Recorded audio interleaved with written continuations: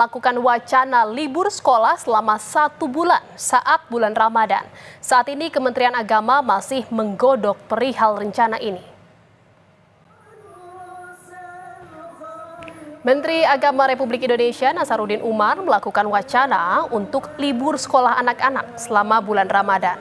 Hal ini dilakukan agar anak-anak bisa lebih fokus tetapi tetap produktif saat puasa bulan Ramadan. Namun belum ada keputusan terkait wacana ini. Menteri Agama masih menggodok bersama pihak terkait dan mempertimbangkan banyak aspek.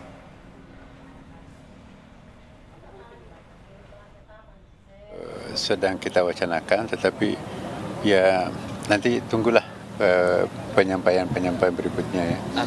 Yang jelas bahwa libur atau tidak libur sama-sama kita berharap berkualitas ibadahnya ya kan.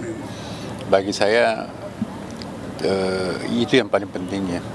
Ramadan itu adalah konsentrasi bagi umat Islam ya. Dan yang non-muslim itu mari kita saling menghargai.